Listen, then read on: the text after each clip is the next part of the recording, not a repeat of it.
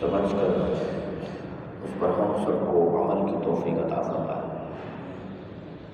آج ماہ رجب الرجب کی 11 تاریخ ہے اور کل 12 رجب الرجب 13ویں شب لگ جائے گی اور 15 رجب الرجب کو حضور سیدنا حضرت امام جعفر صادق رضی اللہ تعالیٰ عنہ کا یوم وصال ہے۔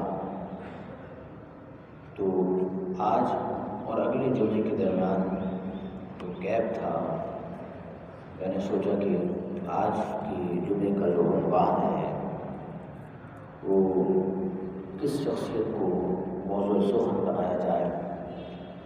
تو پھر دل نے یہ فیصلہ کیا کہ حضرت امام جعفر صادق رضی اللہ تعالیٰ عنہ کی سیرت طیبہ سے چند ایک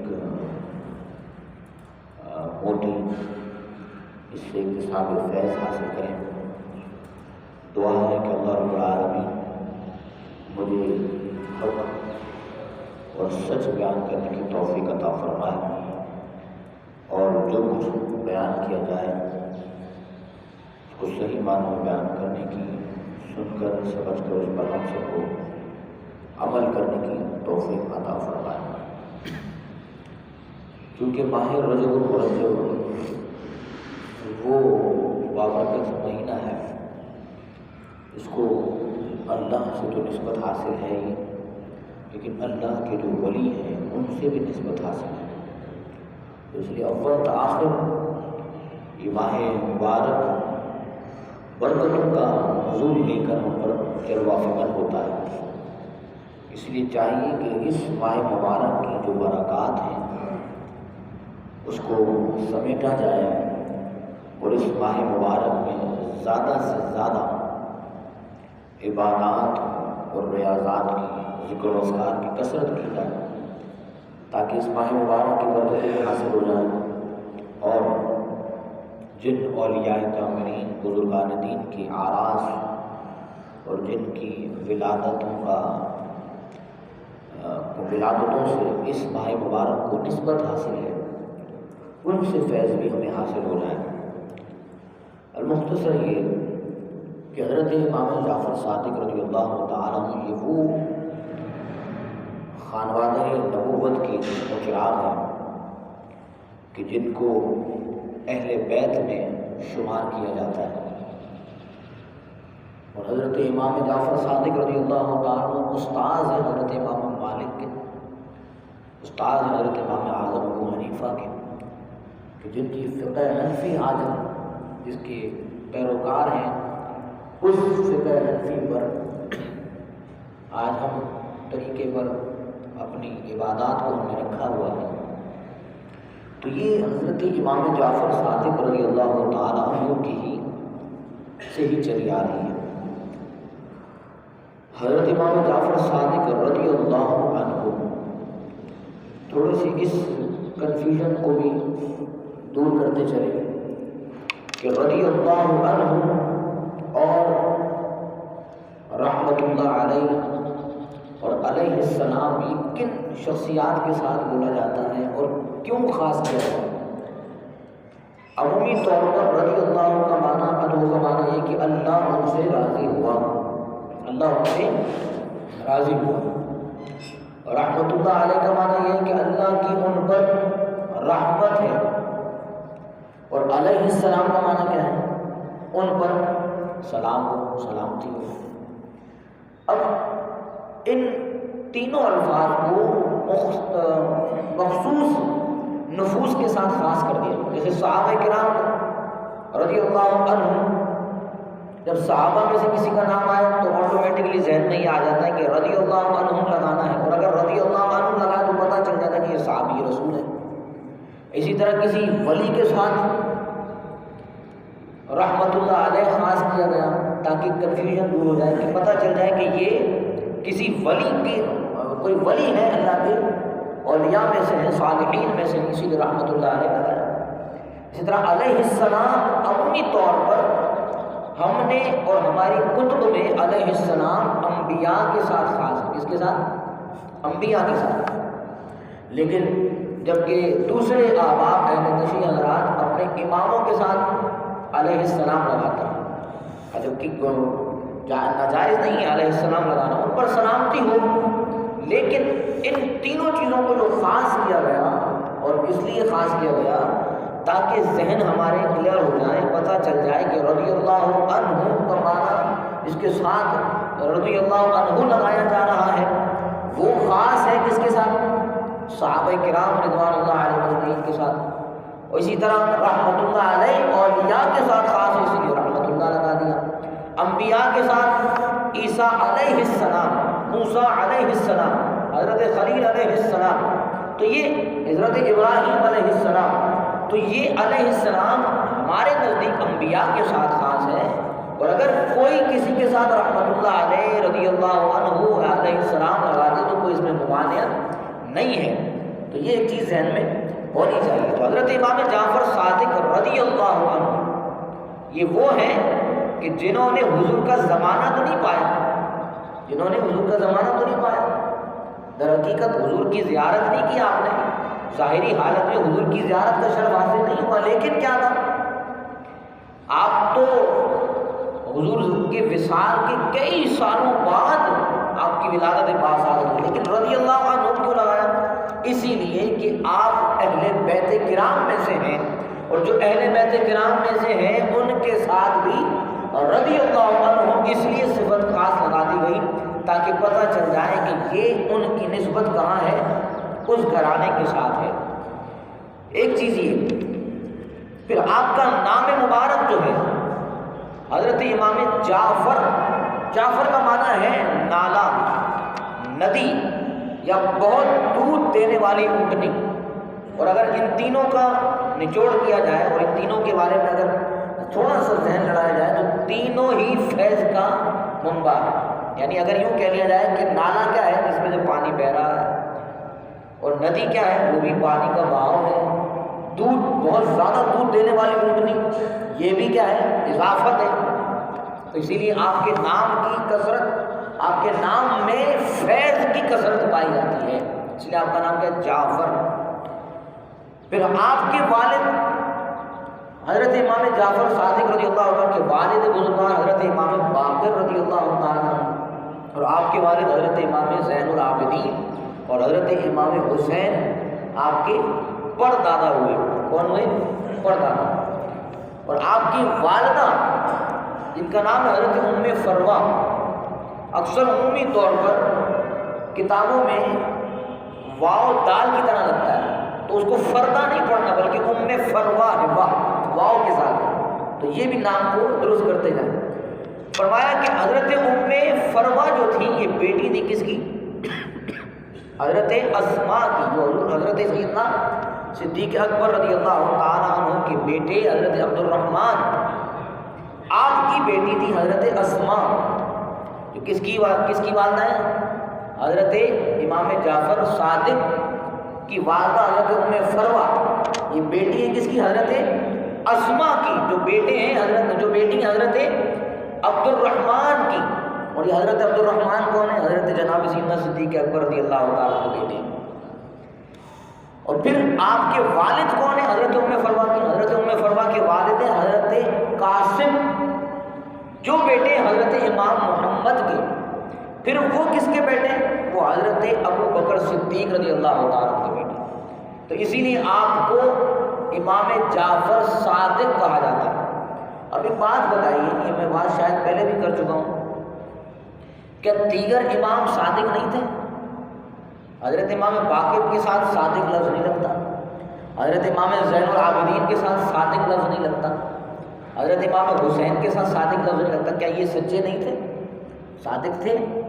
اور اگر ہم اس طرف جائیں تو حضرت امیر المومنین حضرت عمر رضی اللہ تعالیٰ عنہ کے ساتھ صدیق نہیں لگتا لفظ، حضرت عثمان غنی کے ساتھ صدیق لفظ نسبت نہیں لگائی جاتی، حضرت مولا علی کے ساتھ صدیق لفظ نسبت نہیں لگائی جاتی۔ تو اس کی وجہ کیا ہے؟ حضرت ابو بکر صدیق، نسبت صدیق حضرت ابو بکر صدیق کے ساتھ لگائی جاتی ہے۔ کیا باقی صحابہ سچے نہیں تھے، صدیق نہیں تھے؟ تھے، لیکن ان کے ساتھ یہ نام صدیق کیوں نہیں لگایا جاتا؟ دوسری چیز، اگر یہاں سے دیکھیں تو تمام ائمہ کیا یہ سچے نہیں تھے؟ کہا حضرت امام حسین سے لے کر پھر جتنے بھی نیچے تمام ائمہ کرام ہیں، کہ یہ سچے نہیں تھے، لیکن ان کے ناموں کے ساتھ الصادق لفظ نہیں لگا۔ حضرت امام جعفر صادق رضی اللہ تعالیٰ کا لفظ صادق لگ رہا ہے، تو پھر آپ خود ہی اس کا جواب ارشاد فرماتے ہیں۔ اور آپ خود جواب کیا ارشاد فرماتے ہیں؟ آپ فرماتے ہیں، جب آپ سے پوچھا گیا کہ آپ کو صادق کیوں کہا جاتا ہے، تو آپ خود فرماتے ہیں بہت ساری شروحات میں اس کو بیان کیا گیا۔ فقہ کی دو کتابیں ہیں، کافیہ میں وغیرہ میں بھی اس کو بیان کیا گیا، دوسری جبکہ شروحات جو اہل تشیع کی شروحات ہیں ان کے اندر بھی اس کو بیان کیا گیا۔ اور حضرت امام جعفر صادق خود فرماتے ہیں، آپ فرماتے ہیں کہ مجھے صادق اس لیے کہا جاتا ہے، یہ نسبت اس لیے لگائی جاتی ہے اہل بیت نبوت کے خاندان کے، اہل بیت کے گھرانے کے، لیکن صادق اس لیے لگایا جاتا ہے، فرمایا اس لیے نسبت لگائی جاتی ہے کہ مجھے حضرت جناب سیدنا صدیق اکبر سے نسبت حاصل ہے۔ اب اہل بیت کی نسبت کس سے حاصل ہوئی؟ اہل بیت کو جناب سیدنا صدیق اکبر رضی اللہ تعالیٰ سے۔ آپ کی والدہ کون تھی؟ حضرت ام فروا، جو بیٹی ہے کس کی؟ حضرت قاسم۔ حضرت ام فروا کے والد حضرت قاسم، پھر آپ کے والد حضرت محمد، جو بیٹے حضرت جناب سیدنا ابو بکر صدیق رضی اللہ عنہ، اور آپ کی والدہ حضرت ام فروا کی والدہ تھی حضرت اسما، وہ بیٹی ہیں کس کی؟ حضرت عبد الرحمن، پھر وہ بیٹے حضرت ابو بکر صدیق کے۔ اور قیامت کے حضرت جناب سیدنا امام جعفر صادق فرماتے ہیں کہ قیامت کے دن مجھے دونوں نسبتوں سے بلایا جائے گا، اگر والد کی طرف سے دیکھوں تو مولا علی کی نسبت بھی مجھے حاصل ہے، اور اگر والدہ کی جانب سے دیکھوں تو جناب سیدنا صدیق اکبر کی نسبت بھی مجھے حاصل ہے۔ پتہ یہ چلا کہ آپ وہ خاندان نبوت کے جسم و چراغ ہیں کہ جن کو اہل بیت سے بھی نسبت حاصل ہے، اور تمام صحابہ کرام میں سے حضرت جناب سیدنا صدیق اکبر رضی اللہ عنہ سے بھی نسبت حاصل ہے۔ اب پھر بہت سی شروحات میں اس کو لفظ لگایا گیا، اور لفظ صادق کیوں لگایا جاتا ہے آپ نے خود یہ ارشاد فرما دیا۔ حضرت امام جعفر صادق رضی اللہ تعالیٰ عنہ یہ وہ جلیل القدر اللہ کے نیک بندے ہیں، یہ وہ خاندان نبوت کے چشم و چراغ ہیں کہ جن کو اللہ رب العالمین نے یہ کمالات عطا فرمائے کہ ڈائریکٹ رب سے جب چاہے کلام فرما لیں۔ یہ بہت بڑی بات ہوتی ہے کہ بندہ اللہ سے ڈائریکٹ کلام کر لے، اور یہ اللہ رب العالمین کن کو عطا فرماتا ہے؟ یہ قرب، یہ انہی لوگوں کو قرب خاص عطا فرماتا ہے کہ جن کو وہ اپنے خاص بندوں میں شمار کر لیتا ہے۔ اور پھر جو ہوئی نور نبوت، وہ ہوئی نور نبوت کا پیکر، جس کے اندر خون ہی حضور رسول اللہ صلی اللہ علیہ وسلم کا ہو، تو پھر ان کو قربت حاصل نہیں ہوگی تو پھر کن کو حاصل ہوگی؟ اس لیے قرآن مجید فرقان میں کیا فرمایا؟ انما یرید اللہ لیذھب عنکم الرجس اہل البیت، کہ بے شک اللہ رب العالمین نے اہل بیت سے ناپاکی کو دور فرما دیا، وَيُطَهِّرَكُمْ تَطْهِيرًا، اور فرمایا کہ تم لوگوں نے پھر پاک بھی فرما دیا۔ اور کیسا پاک فرمایا؟ فرمایا کہ وہ نور سے بنے ہوئے ہیں، اس لیے اللہ رب العالمین نے نجاست کو دور فرما کر انہیں پاک لوگوں میں شمار کر دیا۔ تو یہ اہل بیت نبوت کے وہ چشم و چراغ ہیں جن کو حضرت امام جعفر صادق رضی اللہ عنہ کہا جاتا ہے۔ ایک چیز اور میں آپ کو یہاں بیان کرتا چلوں کہ حضرت امام جعفر صادق رضی اللہ تعالیٰ عنہ اللہ کے، جس طرح میں نے بیان کیا کہ اللہ کے وہ نیک بندے ہیں کہ جو ڈائریکٹ اللہ سے ان کا نام ہوتا ہے۔ ایک شخص تھا جو بیت اللہ کے صحن میں کھڑا تھا، اس نے دیکھا کہ کوئی بارش بزرگ آئے اور سیدھا جبل ابو قبیس پر ان کو چڑھنے لگے۔ پہاڑ بیت اللہ کے سامنے، خانہ کعبہ کے سامنے جبل ابو قبیس، اس پر چڑھنے لگے اور کیا بول رہے ہیں؟ یا حیو یا قیوم برحمتک استغیث، یا حیو یا قیوم برحمتک استغیث پڑھتے جا رہے ہیں۔ جب اوپر پہنچ گئے تو وہ کہتے ہیں کہ وہ اتنا نورانی چہرہ تھا، مجھ سے رہا نہ گیا، میں بھی ان کے ساتھ ہو گیا، میں بھی ان کے پیچھے پیچھے جبل ابو قبیس پر چڑھ گیا۔ فرمایا عین چوٹی پر جا کر وہ رکے اور فرمایا کہ جب میں اور سے دیکھنے لگا ان کو دیکھنے لگا کہ یہ کون ہے اور یہاں آ کر کیا کر رہے ہیں۔ فرماتے ہیں وہ جو شخص تھا وہ کہنے لگا میں نے دیکھا کہ انہوں نے آسمان کی طرف نظر اٹھائی اور کہا کہ مالک بھوک لگی ہے، کھانا کھلا دے۔ فرمایا تھوڑی دیر گزری تھی تو ایک تشت آ گیا سامنے، اب اس تشت کے اندر انگور تھے، آپ نے خود بھی کھائے اور میں تو یہ سمجھتا تھا کہ میں ان کی نظروں سے چھپا بیٹھا ہوں، لیکن فرمایا میری طرف بھی بڑا ہے، لے تجھے ضرورت ہے تو تو بھی لے۔ فرماتے ہیں مجھے بھی دیے، لیکن میں نے انکار کیا کہ حضور نہیں۔ فرمایا پھر جب پیٹ بھر گیا کھا لیا تو پھر کہا مالک اب تو واپس لے لے، اب حاجت نہیں، اب پیٹ بھر چکا ہے۔ اس کے بعد حضرت وہ بزرگ جو تھے وہ پھر سر اٹھایا اور کہا کہ مالک یہ کپڑے پھٹ چکے ہیں، 2 چادریں بھی دے۔ فرمایا 2 چادریں حاضر ہو گئی۔ ہوا کیا، ایک خود اپنے کاندھے پر ڈالی، دوسری میری طرف بڑھائی، تجھے ضرورت ہے تو تو بھی لے۔ فرمایا کہ میں نے انکار کیا تو دونوں چادریں انہوں نے اپنے کاندھوں پر ڈالی اور واپس بیت اللہ کی جانب نیچے اترنے لگے۔ اب جب نیچے اترے تو کسی ان کے جاننے والے نے آواز دی، اے اللہ کے نبی کے بیٹے۔ فرمایا جب یہ میں نے سنا کہ اللہ کے نبی کے بیٹے تو فرمایا میری ٹانگوں سے زمین نکل گئی، پاؤں تلے زمین نکل گئی۔ میں نے ان سے تو ہمت نہیں ہوئی کہ میں پوچھوں، ان کا رو بھی اتنا تھا، لیکن میں نے اس شخص سے پوچھا جو آواز لگا رہا تھا اللہ کے نبی کے بیٹے۔ میں نے اس شخص سے جب پوچھا تو میں نے پوچھا یہ کون شخص ہے، ایسا شخص جس کے ڈائریکٹ اللہ سے رابطے ہیں، یہ کون ہے؟ فرمایا تمہیں معلوم نہیں کہ یہ حضرت امام زین العابدین کے بیٹے حضرت امام باقر کا بیٹا حضرت امام جعفر صادق ہے۔ فرمایا اللہ سے ڈائریکٹ جن کے رابطے ہیں یہ اللہ رب العالمین نے ان کو یہ کمال عطا فرمایا۔ اور ایسے بہت سارے واقعات جو آپ کی سیرت طیبہ سے ان کے پہلو سے نظر آتے ہیں، لیکن در حقیقت آج ان کے موضوع سخن بنانے کی جو وجہ تھی، اور ہم ہر گھر میں یہ عام مشہور ہے کہ ماہ رجب المرجب میں کنڈے بنائے جاتے ہیں جو ماہ رجب کے ہی ساتھ خاص ہے۔ ان کی حقیقت کیا ہے تو اس کی طرف میں تھوڑی سی آپ کو روشنی ڈالوں اور اس کی حقیقت کو بیان کروں۔ در حقیقت 22 رجب المرجب کو کنڈے بنایا کرتے ہیں، ہمارے یہاں سنی بھی مناتے ہیں۔ کنڈے ہیں کیا؟ کنڈے اصل میں ایصال ثواب ہے۔ کنڈے کیا ہے؟ ایصال ثواب کرنا۔ جیسے مثال کے طور پر ہم ماہانہ 11ویں شریف کرتے ہیں تو 11ویں شریف کو نسبت حاصل حضور غوث اعظم سے، چھٹی شریف کرتے ہیں تو غوث حضور خواجہ غریب نواز سے نسبت حاصل ہے۔ اسی طرح جتنے بزرگان دین ہیں ان کو ہم ایصال ثواب کرتے ہیں تو ہم نے ان کے دلوں کے نام رکھ لیے تو نسبت پتہ چل جاتا ہے کہ آج فلاں بزرگ کا دن ہے۔ تو اسی طرح کنڈے کو جو نسبت حاصل ہو کس سے حاصل ہے؟ حضرت امام جعفر صادق رضی اللہ تعالیٰ عنہ کو ایصال ثواب پہنچانے سے حاصل ہے۔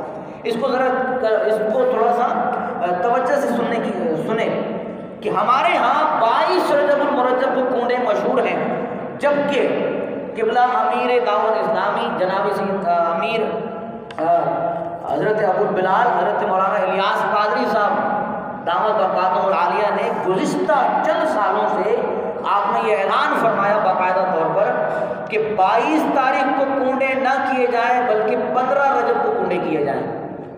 اس کی وجہ کیا ہے وہ بھی میں آپ کو بیان کرتا ہوں۔ اس کی وجہ یہ ہے کہ 22 رجب المرجب کس کے ایصال کا دن ہے؟ حضرت سیدنا امیر معاویہ رضی اللہ تعالیٰ صحابی رسول کاتب وحی حضرت سیدنا امیر معاویہ رضی اللہ تعالیٰ عنہ کا یوم وصال ہے 22 رجب المرجب، جبکہ 15 رجب المرجب کو نسبت حاصل ہے سیدنا امام جعفر صادق رضی اللہ تعالیٰ عنہ۔ تو اب یہ چیز اس چیز کو دور کرنے کے لیے کہ 22 رجب المرجب کو کنڈے نہ کیے جائیں 15 کو کیے جائیں، اس کی وجہ یہ تھی کہ 22 رجب المرجب کو در حقیقت اگر ہم ایصال ثواب کریں تو ہم صحابی رسول حضرت جناب سیدنا امیر معاویہ رضی اللہ تعالیٰ کو ایصال ثواب کریں گے، جبکہ 15 رجب کو ہم کس کا ایصال ثواب کریں گے؟ حضرت سیدنا امام جعفر صادق رضی اللہ تعالیٰ عنہ کو۔ اس کی وجہ یہ ہے کہ جبکہ دوسرے احباب اس 22 رجب کو یہ غلط العام مشہور ہوا ہے کہ 22 رجب المرجب کو حضرت جناب سیدنا امیر معاویہ رضی اللہ عنہ وصال ہوا تھا، آپ کے وصال کی خوشی میں کنڈے کیے جاتے ہیں۔ یہ غلط بات ہے، یہ کیا ہے؟ غلط بات ہے۔ ہم کسی بھی صحابی کے وصال پر خوشی نہیں مناتے بلکہ ان کے ایصال ثواب کا اہتمام کرتے ہیں، جس طرح کہ ہم بزرگان دین کے ایصال ثواب کا اہتمام کرتے ہیں۔ اسی لیے قبلہ امیر اہل سنت، امیر دعوت اسلامی جناب ابو البلال حضرت ایاز قاضی صاحب نے یہ ایک بہت اچھا ایک وہ دیا پوائنٹ، آپ نے فرمایا کہ 22 کو نہیں بلکہ 15 رجب کو کنڈے کریں، اس لیے کہ جس دن کو نسبت حضرت امام جعفر صادق رضی اللہ تعالیٰ عنہ سے حاصل ہے اس دن آپ کو ایصال ثواب کیا جائے۔ اور ایصال ثواب ہے کیا؟ در حقیقت ایصال ثواب کے لیے کوئی دن خاص نہیں ہے، آج بھی ایصال ثواب کر سکتے ہیں، صبح بھی کر سکتے ہیں، شام بھی کر سکتے ہیں، دن مہینے ہفتے سال کہیں کبھی بھی ایصال ثواب کر دیتے ہیں۔ جیسے مثال کے طور پر آپ نماز پڑھتے ہیں، نماز میں ہم دعائیں مانگ رہے ہوتے ہیں، ربنا اغفر لی ولوالدی وللمؤمنین یوم یقوم الحساب، در حقیقت یہ دعائیں مغفرت تو ہے ہی ہے، لیکن کیا ہے اگر اس نماز کے بعد ہاتھ اٹھا کر ایصال ثواب اپنے والدین کو کر دیں تو کیا والد صاحب دن میں 5 مرتبہ دنیا سے گئے تھے؟ نہیں، ایصال ثواب 5 مرتبہ کریں 5 مرتبہ بھی پہنچے گا، 10 مرتبہ کریں 10 مرتبہ بھی پہنچے گا، مہینے کے 30 دن کریں 30 دن بھی پہنچے گا۔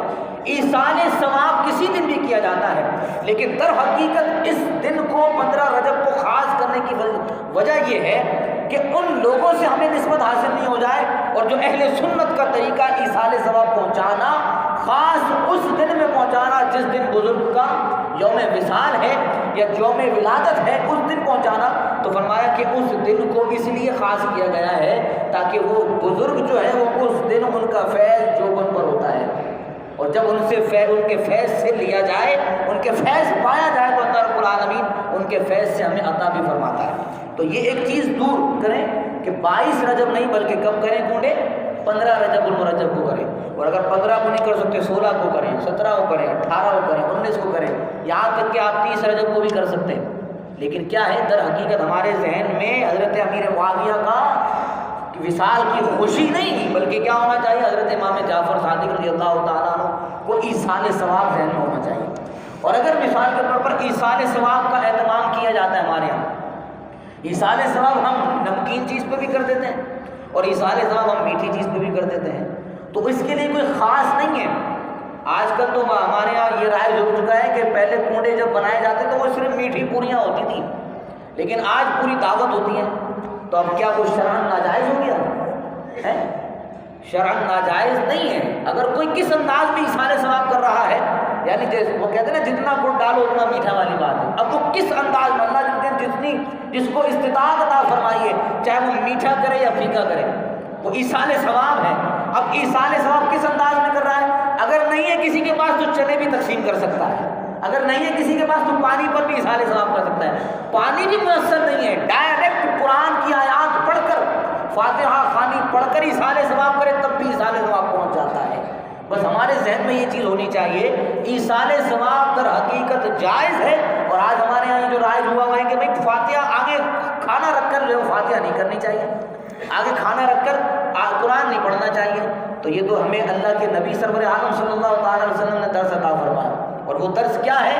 میرے آقا کریم علیہ الصلوۃ والسلام، آپ کو شاید میں نے حدیث مبارکہ سنا ہے، غزوہ تبوک کے موقع پر حضور جان عالم سرور عالم صلی اللہ تعالیٰ علیہ وسلم کے صحابہ کرام رضوان اللہ علیہ اجمعین جب واپسی کا ارادہ فرمایا تو کھانا لوگوں کے پاس، صحابہ کے پاس کم تھا، کم ہو چکا تھا کھانا۔ اب جب کھانا کم ہو گیا تو سب نے کیا کیا؟ آپس میں مشورہ کیا کہ جو ہمارے پاس اونٹ ہیں سفر کے لیے ان اونٹوں کو ذبح کیا جائے۔ جب آپس میں یہ بات ہونے لگی تو جب یہ بات جناب سیدنا امیر المومنین حضرت عمر رضی اللہ تعالیٰ عنہ تک پہنچی تو آپ نے فرمایا کہ اپنے اونٹوں کو ذبح نہ کرو، اگر اونٹوں کو ذبح کر دیا تو پھر ہم باقی جو سفر ہے وہ کیسے طے کریں گے؟ تو آپ نے فرمایا جس کے پاس جو کچھ بھی ہے وہ لے کر آ جائے۔ تو صحابہ کرام میں سے کسی کے پاس چند ٹکڑے تھے، کسی کے پاس چند کھجوریں تھیں، کسی کے پاس تھوڑا سا سرکہ تھا، کسی کے پاس کچھ تھا، کسی کے پاس جو بھی تھوڑا تھوڑا تھا، وہ سب لے کر حضرت امیر المومنین حضرت عمر رضی اللہ تعالیٰ کے پاس حاضر ہو گئے۔ حضرت امیر المومنین حضرت عمر رضی اللہ تعالیٰ عنہ نے آپ نے اپنا صافہ اتارا اور اس کو پھیلا دیا۔ آپ نے فرمایا جس کے پاس جو کچھ ہے وہ اس میں ڈال دے۔ آپ نے اس میں کپڑے میں لپیٹا اور بارگاہ رسالت میں حاضر ہو گئے۔ جب حضور کی بارگاہ میں حاضر ہوئے، عرض کی اللہ کے نبی سرور عالم صلی اللہ علیہ وسلم یہ معاملہ ہے سارا، حضور آپ اس پر دعا فرما دیں۔ اب حضور کے سامنے کھانا رکھا، اب اب اگر آج کوئی کہے کہ کھانا سامنے رکھ کر ہاتھ اٹھا کر دعا کرنا ناجائز ہے، تو اللہ کے نبی نے یہ عمل بھی ہمیں کر کے بتا دیا۔ حضور جان عالم سرور عالم صلی اللہ تعالیٰ علیہ وسلم نے جب حضرت عمر کی یہ بات سنی تو حضور مسکرائے۔ در حقیقت حضور فرما رہے ہیں کہ عمر تو طے تک پہنچ گیا ہے، تو جانتا ہے کہ نبی کی دعا سے اللہ کتنی برکتیں عطا فرماتا ہے۔ اب میرے آقا کریم علیہ السلام کے سامنے وہ چند ٹکڑے، چند کھجورے اور سرکہ تھوڑا اور جو کچھ بھی تھا وہ رکھا گیا۔ میرے آقا کریم علیہ السلام نے مبارک ہاتھوں کو اٹھایا، اپنے جب ہاتھوں کو اٹھایا منہ پر پھیرا تو اللہ رب العالمین نے کتنی برکت عطا فرمائی۔ حضرت امیر المومنین حضرت عمر فرماتے ہیں کہ وہ ٹکڑے، وہ جتنا کچھ بھی تھا وہ میں نے اٹھایا، وہ اتنا ہی وزن میں تھا، لیکن جب میں وہ لے کر آیا، 1 نہیں 10 نہیں 100 نہیں 1400 صحابہ کرام نے وہ کھانا کھایا، لیکن کھانا ختم نہیں ہوا۔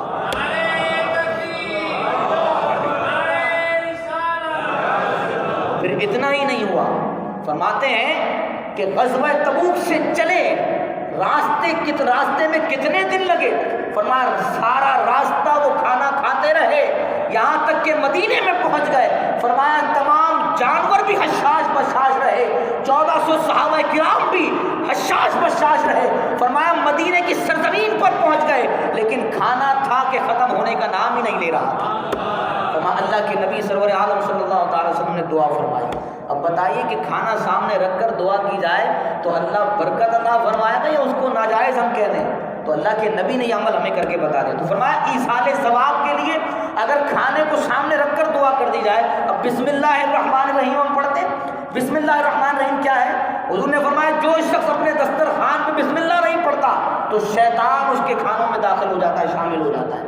اب اگر اپنے آپ کو، اپنے کھانے کو بے برکتی سے اور شیطان سے دور رکھنا ہے تو فرمایا بسم اللہ الرحمن الرحیم پڑھ کر کھانا کھائے، پھر دیکھیں اللہ کتنی برکتیں عطا فرماتا ہے۔ جب قرآن کی ایک آیت بسم اللہ الرحمن الرحیم کی یہ برکت ہے کہ اللہ رب العالمین رزق کو بڑھا دیتا ہے، تو پھر اگر قرآن پر سورہ فاتحہ بھی پڑھ دی جائے، سورہ اخلاص بھی پڑھ دی جائے، سورہ فلق بھی پڑھ دی جائے، سورہ ناس بھی پڑھ دی جائے، جو جس انداز میں قرآن کی آیات پڑھ کر اللہ کے نبی سرور عالم صلی اللہ تعالیٰ علیہ وسلم کی سنت اور صحابہ کی سنت پر عمل کرتے ہوئے اس عمل کو اپنا لے تو زندگی بھر اللہ رب العالمین اس کے رزق میں کمی نہیں کرے گا بلکہ اس کے رزق کو بڑھا دے گا۔